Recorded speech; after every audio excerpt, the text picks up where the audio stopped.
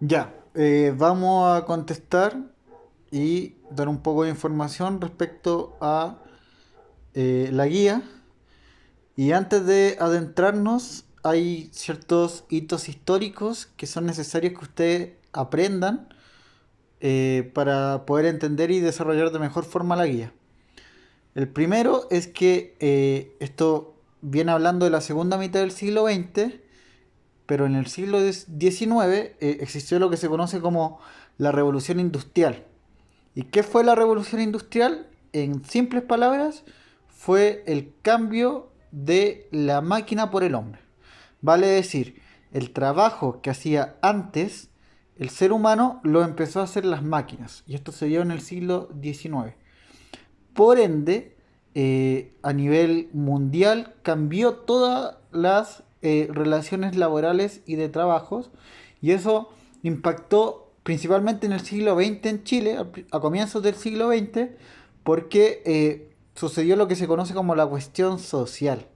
¿Ya? Y la cuestión social es que el campesinado, el gran campesinado que había en Chile, a falta de buena remuneración y de condiciones laborales óptimas, migra a las grandes ciudades para empezar a trabajar en la industria. Ya, pero como empieza un alta flujo de migración del campo a la ciudad, estas personas generalmente no tienen dónde vivir, entonces se empiezan a tomar terrenos, los que se conocen como poblaciones callampas o campamentos populares, que incluso hasta el día de hoy persiguen. Ya por ese tiempo hablamos de muchos, muchos campamentos y había una alta concentración de muchas personas, había mucho hacinamiento y vivían en condiciones muy, muy, muy precarias. Otro hecho relevante de la época, previo a lo que vamos a estudiar, es la crisis del 29, cuando se cae la bolsa de Wall Street, y es una crisis mundial muy, muy, muy severa que viene a cambiar cómo se entendía las relaciones de mercado y el liberalismo en esa época. Para hacer un resumen bien cortito, el liberalismo de aquella época había una desregulación por parte del Estado, o sea, los mercados funcionaban casi solos, ellos implementaban los precios, etcétera. Entonces, eso se conoce como la mano invisible de Adam Smith. ¿Ya? Y como no había una regulación por parte de nadie y los mercados eran quienes, por decirlo de alguna forma, imponían sus normas económicas, eh, la crisis del 29 viene a cambiar eso porque hay una crisis y entienden los gobiernos y los estados de que la economía no puede regularse por sí sola porque puede venirse más crisis parecida como a esta, digamos. Entonces se comienza también muy de la mano con el fin de la Segunda Guerra Mundial, el plan Marshall y una estatización de la economía, una regulación del Estado frente a la economía, una industrialización también, ¿ya? Y eso también impacta en Chile, porque en Chile, principalmente en el gobierno de Pedro Aguirre Cerda, se crea lo que es la Corfo y un proceso de industrialización. Entonces, en simples palabras, la industrialización es cuando eh, los mismos países producen sus bienes y servicios. Vale decir, en esa época en Chile se producía, no sé, zapatos, ropa, etcétera, y había un fomento del Estado para esas empresas. ¿Ya? Y el último tópico importante que tenemos que entender de este periodo es la Guerra Fría. Cuando termina la Segunda Guerra Mundial y gana el bloque conformado por la URSS, que es la Unión de Repúblicas Soviéticas Socialistas, que hoy día se conoce como Rusia, que era de tinte comunista, eh, Inglaterra y Estados Unidos, que tenían un corte capitalista, comienza lo que se conoce el periodo como la Guerra Fría. ¿Por qué la Guerra Fría? Porque no fue una guerra que se dio en las naciones que estaban en conflicto, sino que se dio en distintos lugares del mundo donde estas naciones tuvieron algún tipo de influencia. Entonces, en este periodo post Segunda Guerra Mundial, hay una batalla ideológica, hay una lucha entre el bloque comunista y el bloque capitalista. Y eso se traduce en conquistas de ciertos países. Les puedo mostrar un gráfico, a ver, que debería tener acá, que es el bloque del este. Demos un momento.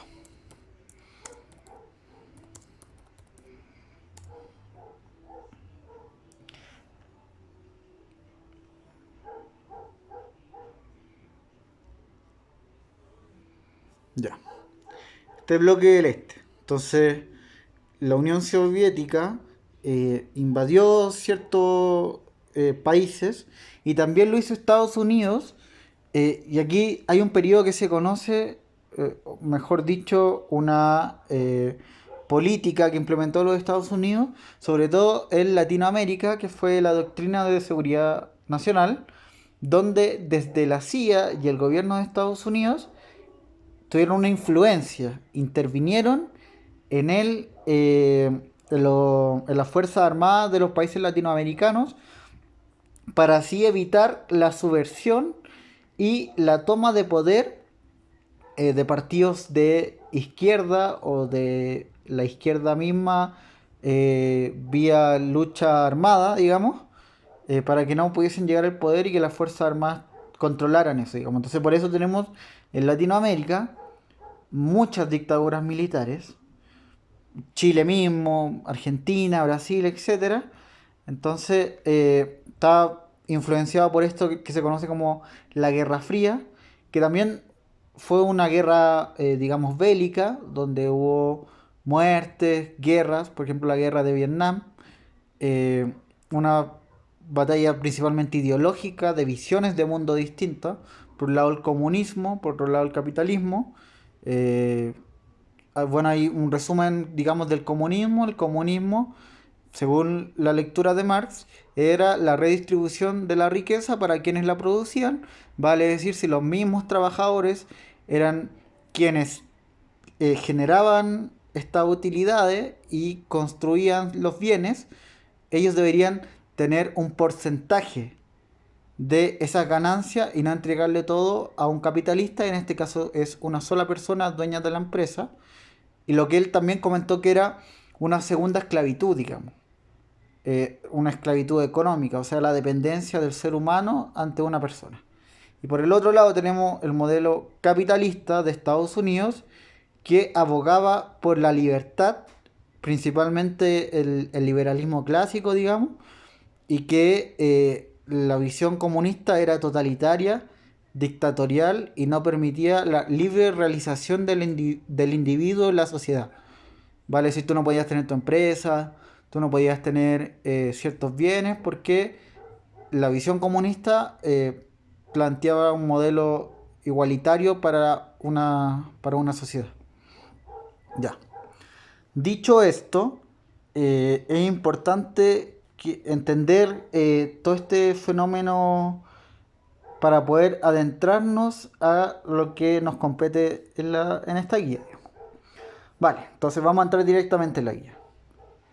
Chile durante la época del 58 al 63, que es la segunda mitad del siglo XX, vemos que hay una transformación de la sociedad chilena, producto de la cuestión social que yo lo había comentado hace algún momento, donde hay una alta capa de sectores populares, obreros, campesinos, etcétera, que tienen una mayor demanda hacia hacia el Estado, hacia los gobiernos, debido a las precariedades que ellos vivían, digamos.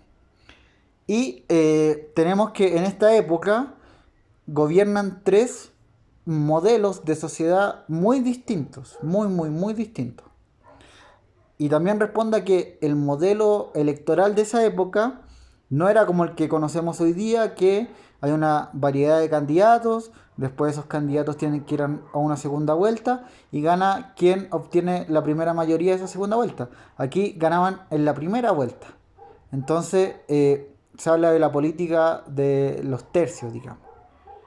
Eh, entonces, estos modelos de sociedad, por un lado, la derecha con Alessandri, que tenía una visión liberal, muy liberal. El otro lado, la democracia cristiana, que venía a representar el centro político, o sea, tomaba visiones y políticas desde la izquierda, sociales, y visiones y políticas desde la derecha. Y tenemos a la Unidad Popular, que era directamente de izquierda, digamos. Y se conoce como un periodo de transformaciones estructurales porque estos tres gobiernos tienen un tinte muy reformista, ¿vale? O sea, cambiaron e implementaron muchas políticas públicas, muchas reformas. Ya. Eh, la reforma de la Universidad de la Educación Superior en la década de 1960. Para adentrarnos aquí, tenemos que entender el contexto global, ¿ya? En el periodo del 60 hay dos hitos importantes históricos que hay que mencionar. El primero es la revolución hippie. Ya la revolución hippie eh, era una revolución mucho más espiritual, interna y cultural, sobre todo. Está muy representado musicalmente por ciertas bandas, los Beatles, por poner un ejemplo. Eh, y ellos rompían el paradigma y el conservadurismo y todo lo que la sociedad te decía que tú tenías que ser, digamos. Esta idea clásica de que uno tiene que trabajar desde joven, tener la casa propia, etcétera. Ellos estaban en contra de eso y en contra de todo el modelo capitalista y de consumo, ¿ya? Pero no tenían una lucha política, o sea, ellos no querían llegar al Estado, no querían llegar al gobierno, no querían transformar, ellos tenían una lucha interna, de cambiarse a sí mismos, ya muy individual. Y tenemos después el mayo del 68, que es el mayo francés, ya que fue una revuelta popular donde los estudiantes de Francia, apoyados por sindicatos, docentes, eh, se toman las universidades y empiezan a exigir mayor democracia, mayor participación en las decisiones y en el proyecto educativo, que todos los estamentos, entendiendo los estamentos como quienes integran la comunidad, vale decir, por ejemplo, en el mismo colegio, que las tías o tíos del aseo, los inspectores, los docentes, los alumnos, la parte directiva tuvieran el mismo peso, la misma voz, el mismo voto ante todas las políticas educacionales. Ya entonces el mayo francés, que también va muy ligado de la mano con esta nueva misión de mundo del proyecto hippie, digamos, viene como a cambiar esa visión tan rígida y conservadora que existía, ¿ya? Eh, entonces, en Chile no queda ajeno a esta situación y principalmente la Universidad Católica aparte, y después se congregan a otras universidades y empiezan a exigir esto mismo. Se toman las universidades, hacen movilizaciones, bien recordado ese lienzo, esa frase que dice Chile, o sea, chileno, el mercurio miente, etcétera. Entonces, y esto se da principalmente marcado en el gobierno de Eduardo Frei Montalva, ya demócrata cristiano. Y él después hizo una reforma, etcétera, que vamos a ver ahora, sí, ahora. Eh, hay la democracia cristiana en ese tiempo que estaba gobernando inicia la reforma universitaria y esta reforma universitaria viene a democratizar y a politizar los espacios académicos, entregándole participación a los estamentos, que es lo que habíamos conversado, y tiene una incidencia real en el espacio educativo. Y aparte, habla también como de la pluralidad que debéis existir. Entendamos que la Universidad Católica, es donde parte todo esto, es una católica, digamos, la iglesia tenía mucho poder interno, entonces no había mucha libertad de culto, libertad de pensamiento, entonces empiezan como a abogar por eso, digamos, ¿ya? Mira, aquí tienen lo que veníamos hablando del espacio musical, el tema de la revolución de los Beatles, que va muy de la mano con la revolución hippie que le estaba contando, y miren cómo sonríen de Violeta Parra. En Chile hay un proceso cultural político que se llama la nueva canción chilena. La nueva canción chilena eran trovadores, gente ligada al mundo popular en Chile, que empieza a tener una incidencia política a nivel cultural mediante la música. Entonces aquí tenemos exponentes como Violeta Parra, Víctor Jara, Inti Illimani, Quilapayún, etc. Entonces el espacio cultural, la música, toma un tono muy político y tiene mucha influencia en la población incluso en las mismas elecciones. O sea, si ustedes revisan todo por ejemplo, la banda sonora, no sé cómo decirlo, de la campaña de Allende, la hizo toda integrante de la nueva canción chilena y eso influyó mucho quizás en la victoria de Allende, porque la música tenía un impacto muy fuerte en la población y también tenía un mensaje muy claro, muy politizado y de mucha crítica social. ¿Ya? Eh, Ahora, aquí le están preguntando un poco respecto a las revoluciones. Y para que entendamos también, en el siglo XX se dan dos revoluciones que marcan un antes y un después. Está la revolución rusa y la revolución china. Estas revoluciones, a diferencia de lo que planteaba Marx, no se dieron en un contexto de sistemas capitalistas, sino que se dieron en un contexto de sistemas monárquicos, o sea, donde existían reyes, en este caso en Rusia los zares y en China emperadores. Entonces, el mismo pueblo, mediante ciertos líderes, digamos, como en el caso de Lenin, Trotsky o Mao en China, iniciaron una revolución y esta tónica de la revolución marxista siempre se daba en un tono de violencia o de conflicto bélico, digamos. Lo mismo pasó en Cuba, el 59 con la revolución cubana, que en Cuba ciertos pertenecientes del pueblo, intelectuales, médicos, etcétera, van a la sierra y empiezan una lucha armada en contra del gobierno que terminan ganando. Entonces, las revoluciones en esa época, digamos, en el contexto de la Guerra Fría y en el contexto del siglo XX, estaban muy marcadas por episodios de violencia, de matanza y de guerra, digamos. ¿Ya? Aquí le habla del contexto político en Chile. Bueno, en el 62 Alessandri visita Estados Unidos como una clara muestra de apoyo hacia la visión capitalista, que era lo que habíamos conversado. Eduardo Frei también se junta con Estados Unidos, a pesar de que Eduardo Frei tenía una visión social, digamos, muy influenciada por la doctrina social de la Iglesia, la teología de la liberación, el comunitarismo. Pero aún así, como entendiendo que Estados Unidos tenía una mucha influencia en Latinoamérica, él decide como gesto ir hacia Estados Unidos para no tener conflicto.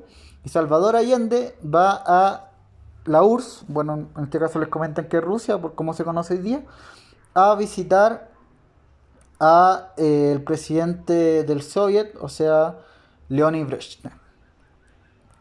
Y es bastante polémico porque primera vez que un presidente chileno viaja a la URSS y es una muestra de intereses, digamos, de amiguismo, de tener visiones en común, que quizás generó mucho ruido en la época.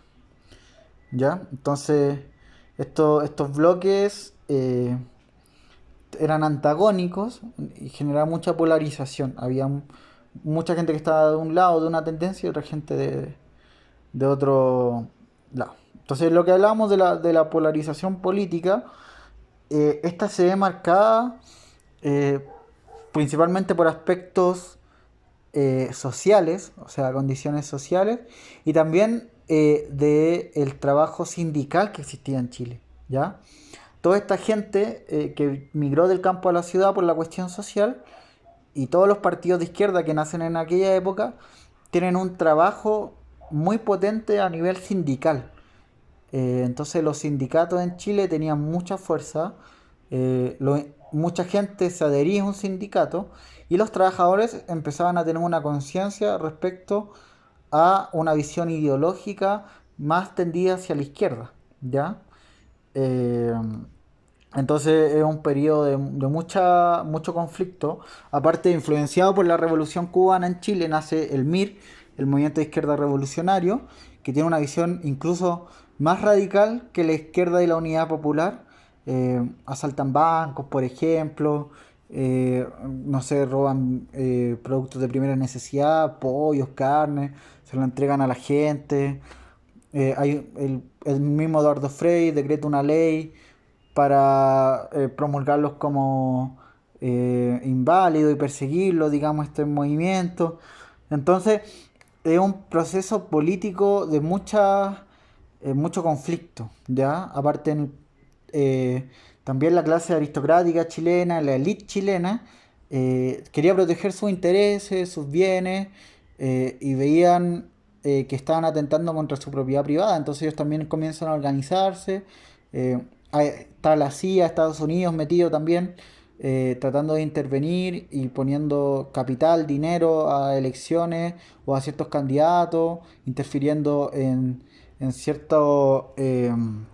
en ciertas elecciones, digamos. Entonces vemos un clima marcado por la Guerra Fría en Chile que tiene mucho conflicto, mucha polarización de tanto los trabajadores, digamos, como la élite aristocrática, ¿ya?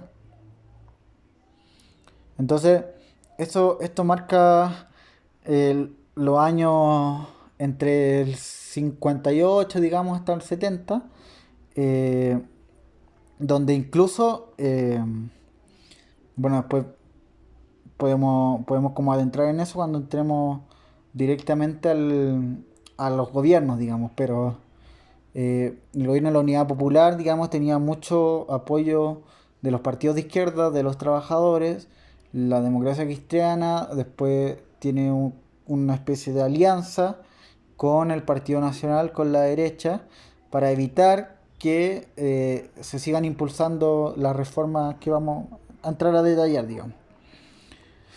Que habla un poco de las campañas políticas, ya lo hemos